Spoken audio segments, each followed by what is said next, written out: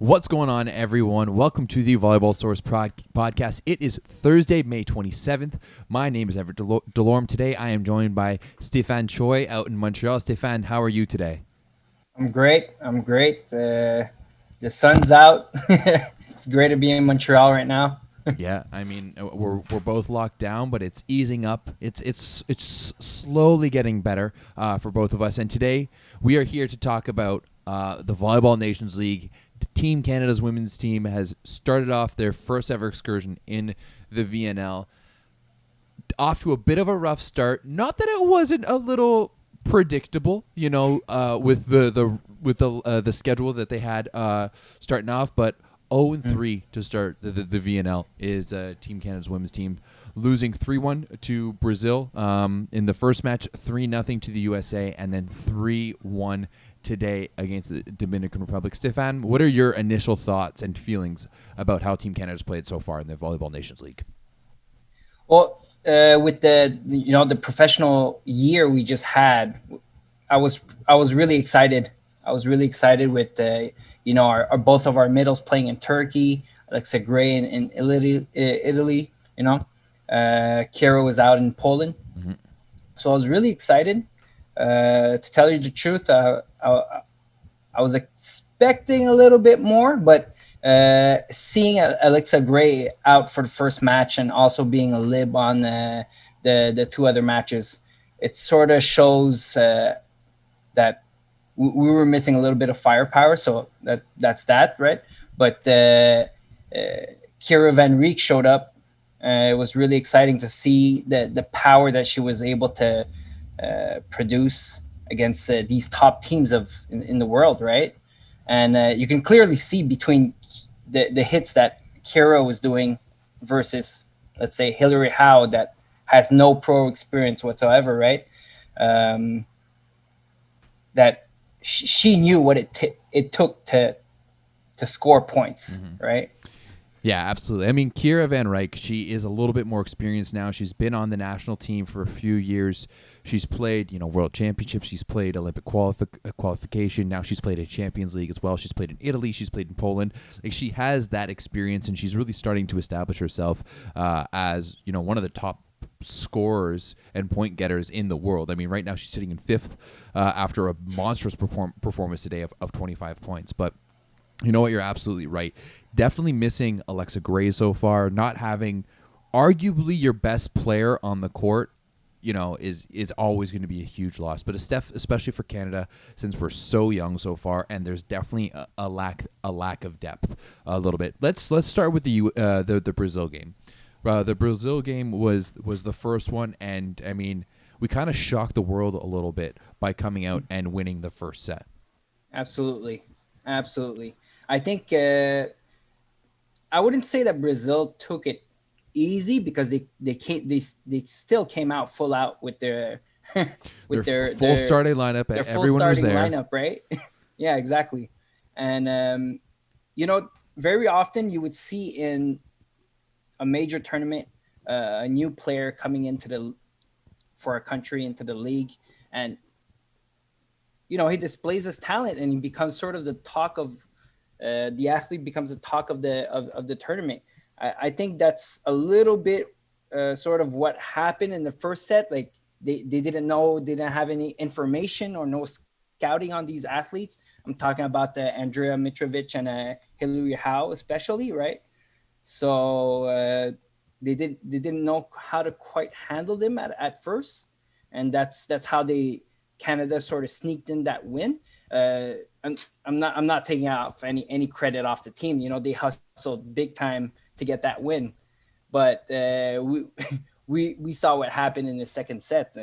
Brazil settled in. They said they knew what was happening. They saw the tendencies, the offensive options of Canada, and then they went to work, right? Yeah, absolutely. I mean, the set score is 25-23 in favor of Canada. Then it was all Brazil after that, 25-11. 25-9 and 25-14. And you know what? Despite those set scores, though, I really do think that this was hands down the best performance by Canada so far this tournament. It was that first one against Brazil was just so strong. And I mean, I've gone through the highlights and not only the highlights, but I've gone through the entire game of that one specifically, and it was very clear how Brazil just turned it on in set number 2, right? They were kind of feeling things out. Canada had a lot of emotions going. They were very fiery. They were battling, and they just kind of had nothing to lose. But in set number 2, it was really just Brazil putting on the pressure, and that's really when we started to see how Canada's offense was just not able to get the job done. Other than Kira Van Rijk, it was really hard for us to score points, and that's kind of been a theme so far. That other than Kira, everyone else has had a hard time scoring points against some of these powerhouse teams so far, and that's exactly what we saw from Brazil. I have the stats up here, and you know what? Statistically, like I think we hung with them. Other than our errors, where we had 27 errors compared to their 9, obviously that's going to be massive. A lot of those have to do with kind of serve receive errors. Serve receive has been a huge issue so far for this team, and it was really like that number one issue so far. But 44 kills to Brazil's 49. They outblocked us like mad, though. 19-5. 3 aces to 1. Errors, obviously, as I said, 27 for Canada, only 9 for Brazil. But looking on the defensive side of things, 48 digs by Team Canada in that one, right? It was a really, really good defensive output, but just not able to kind of put it all together just yet. Exactly. I think most of the blocks and the errors, it's all about our side out offense, right? A lot more than our transition offense. How many digs did you just say that? 49, I believe. 49 digs, which means, 48. in transition, it's not a major problem right now. It's really just a side out. Right? I would disagree there because I think we're doing a really good job. Well, not so much in this past game. I thought our defense really struggled against both the U.S. and Dominican Republic. But I'm finding that seeing a lot of errors in transition, and that we're making that initial dig, but then it's that out of system set that we're messing up, or it's that transition from set to attack that it's just not coming out clean. We're making good digs, but then we're just throwing it back over either with a tip. So there's been a lot of tips, a lot of off-speed shot. We have very rarely seen the offense just kind of take a good chew at the ball. And then, I think that the setting has also been a little bit questionable, especially in transition. Like, not entirely sure, if it's just due to the fact that the team hasn't really played together all that much, but there's definitely a few things missing there so far. For sure, I agree. But as a coaching perspective, I have to tackle absolutely the side out offense. That was 15 blocks. You said Brazil marked up on 19 us? blocks. 19 blocks, and we clearly had some passing difficulties also. So just grabbing possession of the serve is we're having a rough time to just grabbing a possession of the serve. So whatever's transition, it's second level in terms of problems for Team Canada right now, if you ask me. Yeah, I mean only 5 attempts. I'm not actually okay. No, sorry, 13 attempts for Jen Cross and 21 attempts for Emily Maglio in the middle, but not really coming out on the other side with those ones. It's been that, especially that first game, it seemed like Brazil's block was just all over us, especially like as that game moved on. And it is clear that I'm not sure if our offense just isn't varied enough, or they just kind of know exactly what's going to be happening, right? If it's not going to Kira, then it's going to the one of the middles. But just it's been a struggle for Canada to score points so far. Yeah, and I think it's pretty hard for Shannon with the roster, given that Alexa Gray has a slight injury. But with the roster, just I've been looking through. There's some of them that I haven't seen play pro much either. So it's Well, they're pretty much all newbies, right? uh, It's fresh uh, fresh meat into the VNL straight up. Yeah, absolutely. I mean, other than Alexa Gray, Caroline Livingston has played a little bit. She played in France and at Mougins this year. Yeah, But I mean, Hillary Howe was playing for Trinity Western this past year. She was still training with them. exactly. Andrea Mitrovic was at Arizona State up until December, and then she played the second half of the season in Romania. Right, so you know what? I didn't really mind seeing the fact that it was Andrea Mitrovic and Hillary Howe starting on the left side, because let's be honest, it's kind of between the two of them to figure out Yeah, who's going to be that OH2 spot behind Alexa Gray. And totally agree. right now, as you know, Stefan mentioned, Alexa Gray is dealing with a bit of an injury, so that's why we're seeing her in the libero spot. So far, she was dressed in libero the first match, although Cassie Bouillon got the start. And you know what? I didn't think that Bouillon did a bad job. I think in serve receive, there was definitely some holes, and serve receive was really what dragged us down in the first match against Brazil. But she made a few great plays defensively. I guess another area that wasn't the greatest for her was her out of system setting, and making sure that, especially like I want my libero, and I'm sure you're the same way as a coach. Like I want my libero to be able to take control of that ball. If ever my setter takes that first ball or can't get to it, I want my Yeah. libero to be that next one, run the offense for her. And Cassie Bouillon just wasn't doing that. But But I believe that's where especially when you were talking about the transition offense, it was a lot of the decision making. We felt a lot of hesitation, right? mhm. And we felt it a lot with Buyan on that game against Brazil. Yeah, absolutely. You know what? I've admittedly developed a bit of a volleyball crush on the American libero, Wong Orantes. Watching her play, like she is the perfect backcourt general. She talks, she gestures, she covers, like she is all over the court at all times. And you know what? Like, the more I watch her, the more I love the more I watch her, the more I love her. Like, really, like if we could have a libero like that, that would be outstanding. But you know what? I did see a lot of good things from Cassie Bouillon in that first match. That,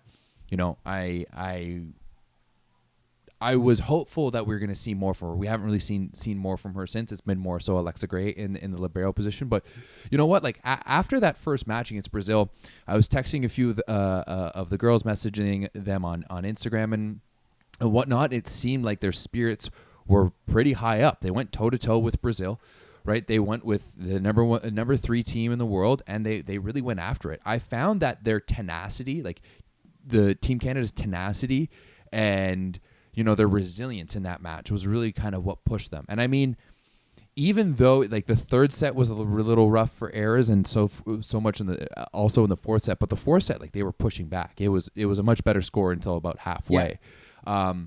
And I think that there's a lot of good positives there. There's a lot of rubble to be sifted through, and I think serve receive is kind of the biggest focus there. But there was a lot of good things. Unfortunately, though, I don't think we've really seen it come through as much in the other matches. That was kind of the high point so far, and it's kind of gone down since then. Well, I can clearly still feel that they're ready to go at it, for every match. I think the match today, though, I could certainly feel maybe a little bit of friction sometimes. Not necessarily between players, but just the expression that they have on their faces, right? So it was a little defeated, wasn't it? Like it was a discontent of what just happened, mm-hmm. and I'm pretty sure they know that they could have done better.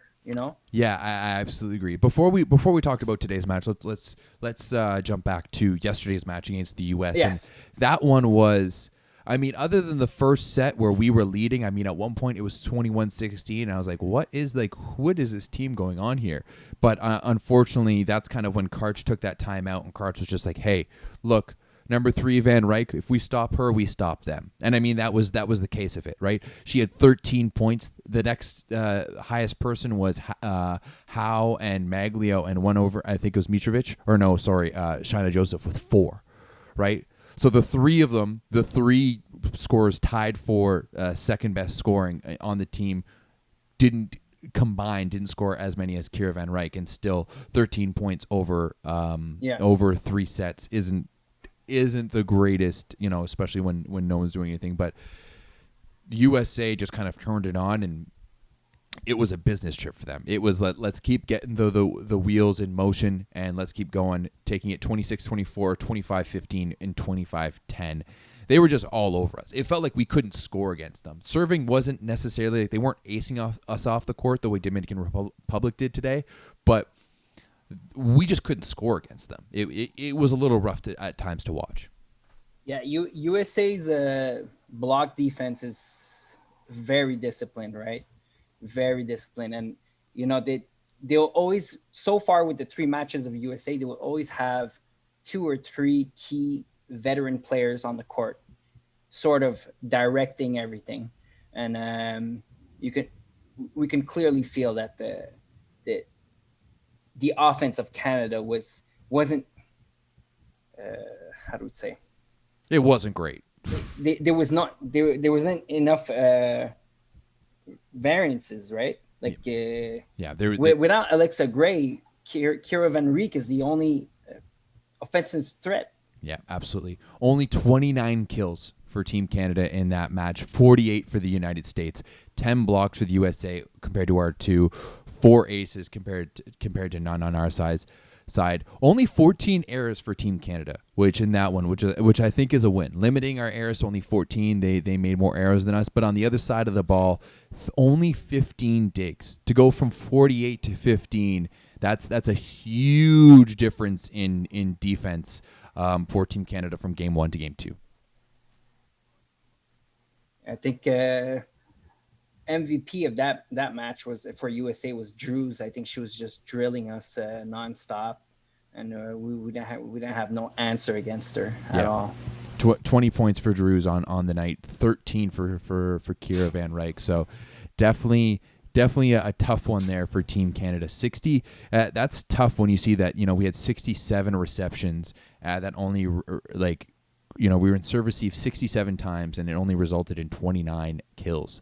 That is definitely something that needs to be figured out. And, to me, it wouldn't even be one of the biggest issues I think I've had so far in watching is that it doesn't seem like in those trouble scenarios that there's a game plan, right? Or like in a free ball situation, are we giving it to the setter, right? Are we putting it deep in one? Are we trying to take the setter out? Are we trying to take out the pipe? It seems like in free ball situations, we're just kind of dumping it back over, getting set up for blocking, but there's no plan past that.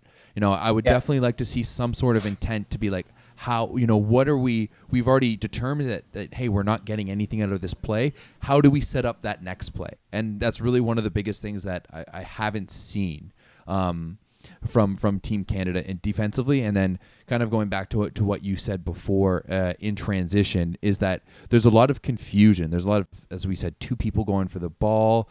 Where are we setting it out of system? So there's definitely a few things that need to be figured out so far for Team Canada. And you know what? It was a tough one watching against the USA because they truly just steamrolled us. It was tough to be in the chat on the Discord yesterday because the American guys were going after us hard, and like for good reason, Moving on to today's match, and as I mentioned before, I'm a little bit disappointed from today's. I don't want to call it effort, because I would never accuse, the team of not trying hard or not wanting it enough and stuff like that. But I definitely think that was a bit of an opportunity wasted, right? The Dominican Republic had also gone 0-6 again in sets against the exact same teams, right? Losing 3-0 to the USA on Tuesday, losing 3-0 to the USA on Tuesday, then 3-0 to Brazil yesterday. But it seemed like right out of the gate that the Dominican Republic believed that they could beat us, and that Canada's still trying to figure out if they can play with the big boys, or the big women, I should say. That doesn't sound right though. The big women, no. Let's just cross all of what I just said off. Big players, the big players. Exactly, the big players, the big athletes. Yeah. No, it's certainly against Dominican Republic. I was sort of hoping that we would maybe outlast them in tenacity. You know what I mean? Same. We would go in 4 and 5. Mm-hmm. You know what? And even when we went down 0-2, I kind of had that feeling that, like, you know what? Maybe that's not the worst thing. Like, maybe we can battle back here. And I mean, we saw it. It happened late in that third set, but we were able to take it. Come back late, take it 30-28. It was a bit of a battle back and forth. But in that fifth set, like, once again, 13 aces for the Dominican Republic this time around, and 32 errors for Team Canada. Right there in itself, that's 45 points for Dominican Republic. That's almost half of the points they scored in the match. Exactly. So I would say in the fourth set, it sort of felt like the second set against USA, the second set against Brazil. It's like, okay, fine, we're getting to know you. We know what your offensive options are, and Kira Van Riek is clearly your go-to, right? And so they just assembled a plan against us to stop Kira, and that's where we hit a wall, mm-hmm. right? So it's either a change in our lineup to allow us to have more options, or, as I said, I think Kira would have loved to have just a little bit of push help in production from somebody else. Yeah. No, I absolutely agree. Looking at the stats right now for Team Canada, 25 points for Kira Van Riek today. So far, her highest of the tournament. So big match from her. But then it really drops off after that. 12 for Emily Maglio, 10 for Hillary Howe. And just that production just isn't coming from the other hitters at all, especially on that left side of the court. We did see Andrea Mitrovic get the start again. However, right into the set number 2, they had switched up. Shaina Joseph was now on the right side, Kira Van Riek on the left side, and that helped a little bit. Arguably, I'm not entirely sure how much it helped, but there's I mean, I think the two are kind of related. We've already mentioned it though. Serve, receive, and offense have really been the things that have struggled so far for Team Canada. Yeah, it's a very hard situation. I think both of our former libs during the COVID period, they didn't actually have any contracts overseas, and then they took their retirement. So it's a very hard spot for the women's national team right now in terms of passing, and I think that's why they had to resort to Alexa Gray being a lib. Yeah, I mean, also like Alexa, just her experience, like she's one of the most experienced athletes on the roster. I think she's actually low-key one of the best passers on the roster too. Like when she could come in and really solidify that serve receive, and that's why, you know what, if we're going to talk about that, that's why I'm kind of wondering, why aren't we playing Bouillon more? You know what? Like, if this is going to be a learning experience, why not let her learn more? Why are we, you know what? If Alexa's injured, why not just keep her on the bench, let her rest up, not even dress her, and just let Bouillon and maybe Kennedy Snape get in there and kind of figure it out. As I said, I didn't think Bouillon did a terrible job. We mentioned that the two areas that she really struggled in, serve, receive, and out-of-system setting, like Alexa is hands down better than that. Alexa's ability to set that out-of-system ball is so strong. But, like, why not let a libero kind of figure it out and let Alexa take a seat and get some rest? Like, she could definitely use it after the season that she just had at Busto, playing a lot of minutes and going deep, doing a deep Champions League run. But that's definitely one of my questions, or what would it be one of my questions for head coach Shannon Windsor, is that why aren't we utilizing that second libero more? And even in like you can switch off liberos, like if if Alexa Gray is better in serve receive, okay, in serve receive scenarios, let's keep her in there. But when we're serving, why not throw Cassie Bouillon in there and maybe keep a player or two alive? Yeah, absolutely. We're allowed to put the two libs on the lineup, right? I'm pretty sure like It's still Bouillon is on the lineup. She's on the roster. I don't remember hearing any rules that we weren't allowed to do the two sub libero thing. But I mean, like, why not? Right? Like, let's get her in there. Let's get her some gameplay. And because right now, like, it's just we can't.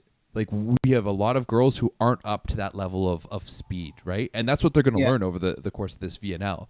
Like, there's no doubt in my mind that the serve receive and their like pace of play is going to be much better once we get to the end of this. But why are we trying to ride our starters now? Why not let some of the young girls get in there and get some more minutes?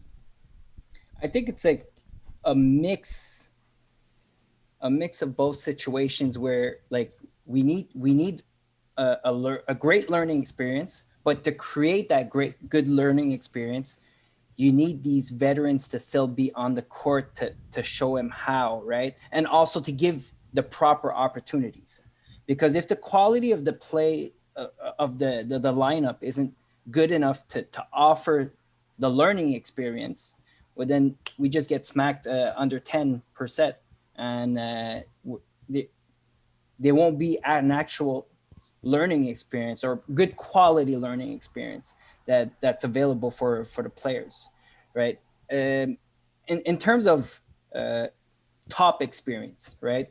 We got Alexa Gray and Kira Van Riek, who played in the Champions League, right? Yeah. I mean, Jen I would definitely like Jen Cross has been there. She's seen it all. Like, she's played multiple Champions League. She's played in multiple leagues Yeah. across around the world. She won a CEV Cup this year with Yesel Yurt. Same thing with Emily Maglio. But yeah, it definitely seems like the quality really drops off after that. But I mean, we're getting kind of shit kicked in some scenarios. Why not just throw some kids in and just see how they do? Like, out of the frying pan into the fire. But I mean, why not try it out, right? That's kind of my view on all of this. Like, there's no relegation. We don't really need to worry about like we are 18th in the world right now.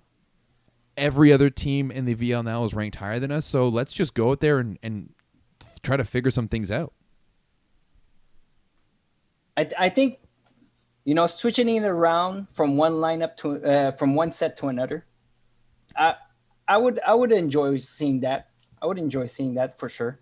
Putting in possibly the fifth. I think the fifth left side we have. What's his name? Jane Austen Parker. Yeah, Parker Austen. She did get in a little bit against the States. But yeah, like we've seen a little bit of Caroline Livingston as well. She's come in for some serving subs and come in to play back row and stuff like that at times for Andrea Mitrovic. But yeah, it does seem like we're just kind of sticking with our top players and kind of running with them. And I mean, like, hey, if the roster's not there, why not try it out? Maybe that'll be done kind of against the lesser teams. It's a big ask to ask, Parker Austen, who just finished up at North Carolina, has never played internationally before, to step in against teams like USA, Brazil, and Dominican Republic. Yeah, for sure. But I think everybody's a little bit in the same situation, right? As much Hillary Howe, same thing for Mitrovic. I mean, Mitrovic and Howe have both been on the roster a little bit before, but yeah, I definitely agree. I will have to say, though, I've really, really enjoyed what I've seen from Hillary Howe so far. I know that there's a lot of holes there, especially in serve receive. Trying to figure out how to make certain adjustments offensively. Like, she's going to be an undersized outside for sure, and in the international game. But there's been some flashes of brilliance so far from Hillary Howe that really excite me. And so far, I would definitely slot her in of that OH2 position. And I've had actually some fans contact me on Instagram and say, kind of the same thing, that they're really feeling the energy from Hillary Howe so far.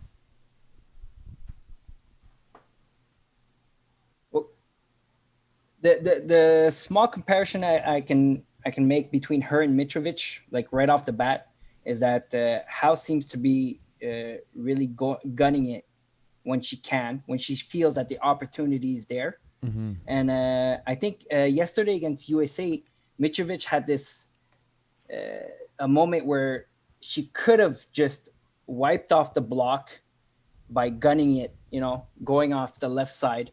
And I believe she got subbed out because she went soft on it.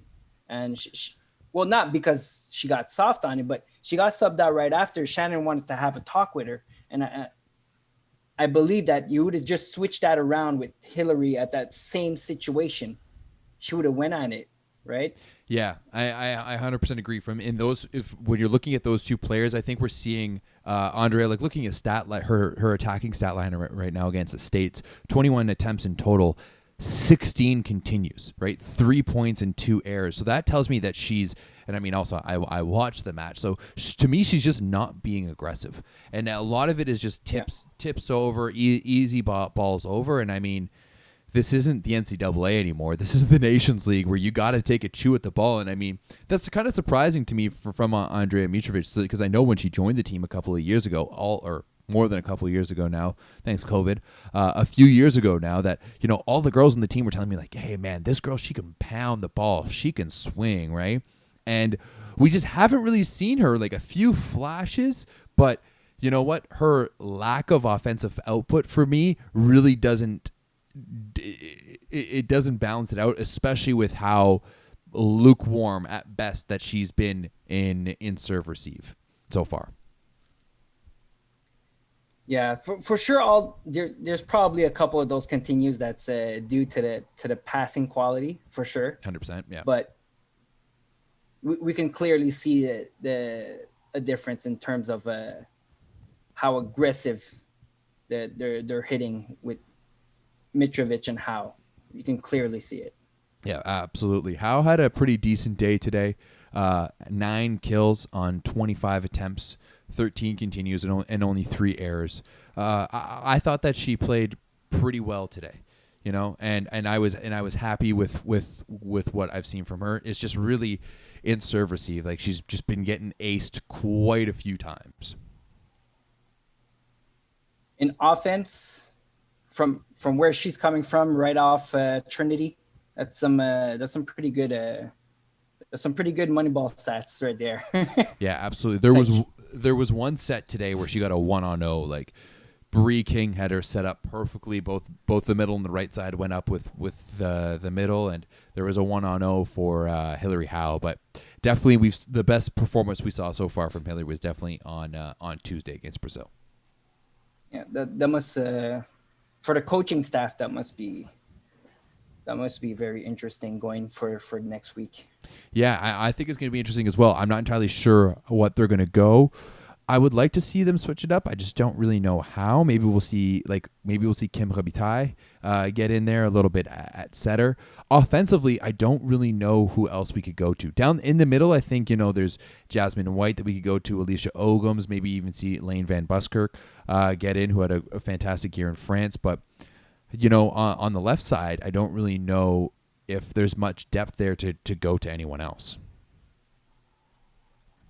Yeah, we saw Caroline Livingston pop in a couple times, but I think she's having as much trouble as everybody else in the serve receive. Mm-hmm. And when it comes to offense, we saw it the 3 days. Hillary Howe took that spot the 3 days. I'm pretty sure they've made their decision on that. When it comes to that. Well, I mean, maybe not their decision yet. I mean, I think it's a long tournament, but I definitely think only based on offense I'm talking about. Oh, yeah, right? Okay. Yeah. Only based on offense. Yeah. Speaking of offense, I've got the scoring leaders here right up. Kira Van Ryk currently in 7th in scoring with 51 points so far through 3 matches. So that's great stat line for her. Not only for her, for the team also. Yeah, you're right. Having somebody placed at 7 in the scoring leaders. Unfortunately, no one else in the top. I'm guessing 25 here. They don't say like what number you're ranked. Come on, FIVB, let's figure it out. But when you're looking at a team like Serbia's got the 2nd or 3rd and 4th most attackers. Turkey's got a few in the top 10. There's a bunch of them on Japan out here. So definitely need to see someone else step up offensively. Obviously, normally it would be Alexa Gray, but that's just not happening right now for Team Canada. I think we're going to see Hillary Howe get better as this event progresses. I would like to see a little bit more sets to Shaina. You think so? Joseph. Just a little bit more. 3-4 sets more per set. Just to let her get the feel of it. I think she can contribute. I'm positive on that. She had the third most amount of attempts today. Keira Van Rijk had 47, which is gnarly. Hillary Howe had 25. Shaina had 21. 4 kills, 2 errors, 15 continues. So not the greatest stat line from Shaina Joseph. I won't lie. I've been a little bit underwhelmed by her. Not disappointed, but I expect more from Shaina Joseph. But maybe that's just because I'm a homer and she's a good old Mavs girl, and I'm always gonna have love for Shaina Joseph. Absolutely. Yeah, just if I'd like to see her make a bit more of an impact on the game, whether it's her blocking, whether it's her defense or something. But right now she's just not floating, but she's just kind of staying in the medium stream for Team Canada. And if we were going to have Keira on the left, or if Kira's going to take a breather in this tournament, which is going to be, she has to, right? 15 games in 30 days. Like, she's going to need some rest. Like, we're going to need Shaina to take a bigger chunk of that offense. Absolutely. That's where I see that we can maybe get her ready for it a little bit more by giving her more opportunities. Yeah. Let's look here. Let's just take a quick look at the overall standings real quick, just to get you guys in the loop. Japan, surprisingly enough, leading the way. They won their pool, if you will. They stuck to the typical Nations League schedule where you have the pools of 4, all 4 teams play each other, and then you move along. But they've done it very continental-wise. So obviously Canada was in the Americas pool alongside Brazil, USA, Dominican Republic, just like we would normally start the year with a Pan Am Cup. There was the 2 European pools, and then there was the Asian pools with Japan, China, Korea, and Thailand. But Japan, surprisingly enough, coming out on top with a perfect 9 points in that one, including a big win over rivals China. Yeah, well, there's Korea that suffered a blow in their roster recently. I believe it was caused by some historical bullying or something. Yeah, that was a little bit interesting, right? That one is an interesting one. If you don't know, basically they're 2 star twins who play for Korea, have been kicked off the national team for bullying that happened in middle school. But it's apparently I wouldn't call it a pandemic, given what we're going through right now in the world, but it's an issue in all of Korean sports, and that that we've seen these kind of suspensions happen across Korean sports in multiple sports. But yeah, Korea struggling a little bit against both China and Japan, and that's generally a pretty strong team. Exactly. Yeah. Looking at the standings here, it goes Japan 1, USA 2, Turkey 3. Those are the only 3 teams that went 3-0. Netherlands, Brazil, China, Russia, and Germany all sitting at 2-1. Then Serbia, South Korea, Dominican Republic, and Poland all with 1 win. Then Italy, Belgium, Canada, and Thailand. Belgium actually had a close one. They had Russia on the ropes the other day, up 2-0, and unfortunately couldn't close at home, but that's why they've got that 1 point. Canada and Thailand sitting in last place. Neither of them have any points, but Canada does have 2 sets wins, so that's more than Thailand can say. Yeah, I believe Turkey had a close call with Serbia also in their pool. Let's see here. Yeah, that was on the first day. I actually watched that match. On the first day. Especially since Serbia's team, like, they're there's no Maya Obradovic, there's no Tijana Boskovic. Like it's not their team. It's kind of the Serbian B team. They went toe to toe with Turkey, and that's the full Turkish team. 16-14th, Turkey was able to pull that one out in the fifth, but it was a tight one. But I mean, it kind of woke them up since then, as they went perfect 3-0 against Italy, and then just absolutely walking through Poland today, taking that one 3-1. I'm not sure if no, it's positive that the coach of Turkey, Giovanni Guidetti, he wasn't expecting to go all the way to 5 sets, but I saw him not necessarily putting his starters at the beginning, and he would sort of switch it up in set, and from set to set, people were moving around. So it was the first match of the tournament.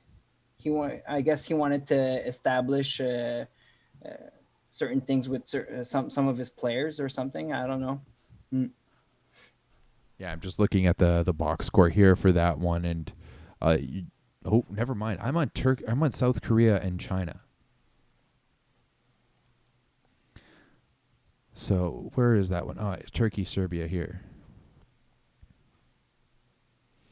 Let's see who they had in this one for Turkey.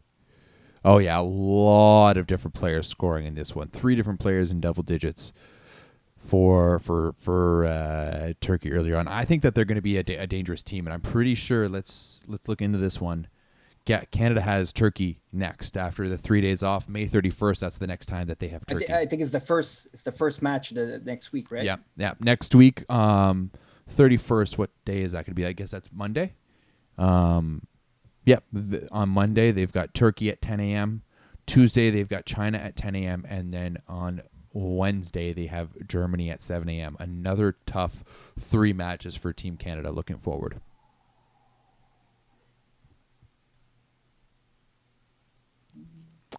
That one's going to be that's going to be interesting. I think, you know what, I was really hoping that Canada was going to be able to pull out a win against the Dominican Republic so that we could get a win in the first half of this tournament. But, already my prediction that on the podcast that I did with Chris Elec of 6-9 for Team Canada at this VNL is already looking a little bit shaky. Yeah, I remember watching that, and I was, you guys pumped me up. I was excited. You know what? I'm not going to say I'm not still excited. I'm definitely still excited. Oh, but it's for sure. Definitely come back down to earth a little bit in terms of just, do we have enough? And I do think, here's the thing. I think we have enough. I think that the athletes are there. I think that there's plenty of talent on this roster, but it's just about getting to speed. It's just about getting to speed of what it's like to play at the Nations League. And I mean, we saw this with the men's team again as well a decade ago, literally. But yeah, it's about learning how to play against the top teams. And I mean, even Kira Van Rijk is seeing that playing professionally and playing internationally is 2 very different things. And I think that we're going to see Team Canada kind of really go through it a little bit here. But I mean, as we talked about, and as I talked about in that first in the first podcast, the end of this tournament looks way easier for Team Canada in terms of who they're playing, and I think that at that point they're going to have much more experience underneath their belt, and they're going to be able to handle it a little bit more. Yeah, I feel the period that if we're really comparing with the rise of the men's, early 2010s, right? There was a period where even with the men's, they were just so focused on executing. It felt almost robotic, let's say. Yeah. And I feel that that's pretty much at the same point where they're at, and they're not processing the whole game all together yet. Yeah. right? I do think that, like, I think consistency for me is really one of the biggest things, because you see those flashes of brilliance where they're competing and they're processing and they're playing at the same pace as the biggest teams in the world, and then the very next play it just kind of all shuts off, and then there's an ace or a silly error, or there's two players going for the same ball. But we're seeing those flashes of brilliance, especially the way that they answered late in that match against Brazil. I think that there's a lot of positives to be taken from that. But as I mentioned, I just wish that there was more, that we saw more against the Dominican Republic. I believe at the middle of the VNL bubble, they're gonna allow like a second batch, depending of what the national team has. But We got nothing. We're gonna go all out with this roster from A to Z, all 5 weeks. Yeah, I don't think there's anything else from this roster. You know, the only people that I can really think of is like Danielle Brisebois, and I mean, like, it's too bad that Danielle Brisebois has already like retired a few years ago now. She retired from the national team, but I mean, she led the German Bundesliga in scoring, and we could definitely use a player like Brisebois right now. Kelsey Veltman is another one that comes to mind. She led the Bundesliga in blocking. Yeah. This year in the middle, and she also opted out of the national team. And I mean, that's a completely understandable move given how much like it takes over your life. You go straight from national, or straight from pro to the national team back to pro, and it's just that continuous cycle. So, you know, there's no shade to either of those two athletes for wanting to have a bit of a summer and a bit of a life before they go back and play professionally, but damn, could we use them right now. Absolutely. Kelsey Veltman was one I was thinking about. Danielle Breeze was she's one I forgot about. I believe she played with one of the middles, right? Jasmine White. Yep. Her and Jasmine White played at Vilsbiburg. They both played in the same pro team this past year, right? Yeah, they were both at Vilsbiburg today. And you know what? Another athlete that I was thinking of, and I know that she was thinking of playing too because we were texting during the games, was just newly retired and former captain Kyla Ritchie. And she's starting her own new winery out in the Valley along with her husband, Rudy Verhoof, Valley Commons. Big shout out to them. Actually, I've got a podcast coming up with Kyla. Her and I are going to be talking on Sunday, but she was telling me during the American game that she was having some FOMO, and I was definitely thinking about, like, man, like if we had Kyla Ritchie right now, things might be a different story. Just that calming presence. She's real strong in serve receive. Or, you know, Autumn Bailey too, but I mean, she's injured. But you know what? I think that Team Canada is just going to have to figure out how to make things work with the roster that they have now. And I know it's going to be ugly early on, but I think that they can do it kind of moving on throughout the tournament. I feel pretty confident about that too. Yeah. Like Team Canada from week 1 to week 4 and 5, completely different. Yeah, absolutely. You know what? I definitely think that these games are going to be ones to remember against the USA and Dominican Republic specifically, because we're going to see those teams again later in the year at the NORCECA Championships. So I'm storing the memory of these games, and I'm interested to see how we progress, especially against the Dominican Republic, because I think that by the end of the season, and you know, like this is we're seeing it, like this is the end of this Dominican roster. You know, Rivera and De La Cruz, and you know, just the entire roster. Like they've been so dominant all throughout the 2010s. Very much, like even more so than the Canadian men's roster. They've been very present and very relevant in women's volleyball internationally. And I think that this is kind of going to be the closing of that chapter. And I really think that Team Canada is going to, you know, find a way to come out on top at the end of it, but it's going to take some work over the course of this VNL. And so far, it's been difficult. It's been difficult. I was very, very confident after the first one against Brazil, and I won't lie, that confidence has kind of taken a hit since losing the way we have to the USA and Dominican Republic. For sure. I would say for the coaching staff, big challenge. Not only load management in terms of the physicality, but it's gonna be a challenge to keep everyone up to speed and going at it week per week. Yeah, absolutely. I definitely agree. Is there anything else you want to add? Anything else we didn't touch on here? Talked a little bit about the Libs. once again, I just feel that we could have had some help from our former lives that were unable to continue. Yeah, it's really too bad that both Jesse Niles and Kristen Monks decided to retire when they did, because I 100% agree. I definitely think that both of them, either of them, would have made a huge help. Same thing with Kyle Ritchie, but at the same time, we gotta let bygones be bygones. We gotta accept the roster that we have now and move forward with it. And I still think that there's plenty of talent on this roster, but yeah, they're going to take some time and some work. And let's be honest, starting off against the world number 3 and then world number 2 is not the easiest way to start things off. Yeah, the excitement is clearly still there. 100%.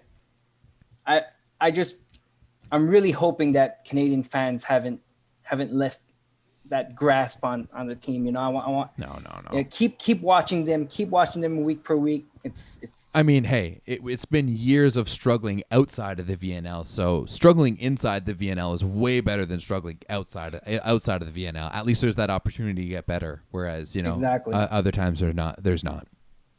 Even our veterans are newbies in this league. 100%, right? absolutely. Good point.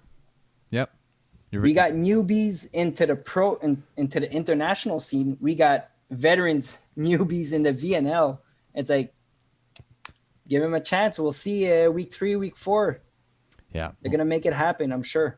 Yeah. And I mean, we're talking about weeks here, but it's not weeks because it's only 3 days off in between the games. So it's, well, I guess it is next week. So they're going to be playing Monday, Tuesday, Wednesday. So you're right. I'll give you that one.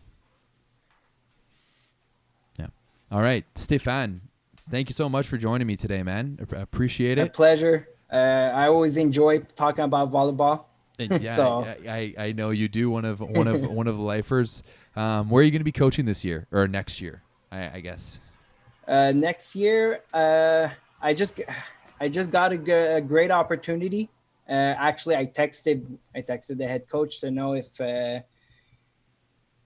I would be able to announce it if ever you asked me a question, but he wanted to keep it under wraps. But a great opportunity at a higher level that's waiting for me for 21-22. All right. Well, Very excited about it. You let us know when you get that announcement.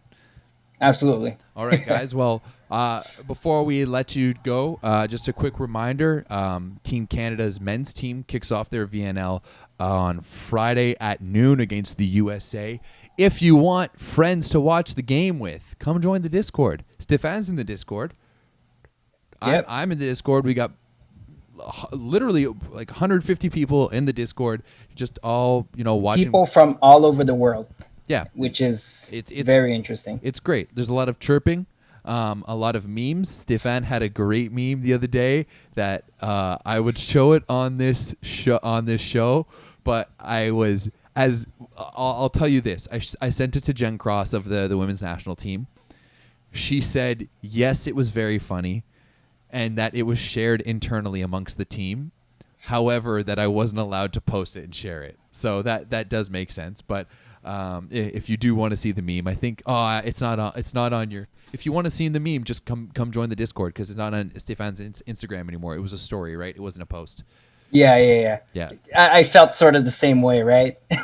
It was definitely. It was good for the moment. It was good. It was good for the moment. It was good for the moment, right? And it's all in good laughs because we believe in Team Canada. And but come join us on the Discord. The link will be in the show notes if you're watching on YouTube. If you're listening to this on Spotify, just head over to our website, click on the Discord logo, and you'll be able to come join us. If you don't know what Discord is, I actually just kind of realized that people might not know what Discord is. It's basically just like a chat room app that's mainly used for video games, and instead we just appropriated it for volleyball.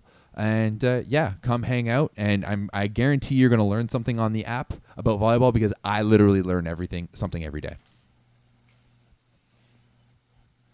All right. Well, Stefan, appreciate you coming on today, and good luck with your ball game that you've gotten a little bit, and we'll chat soon.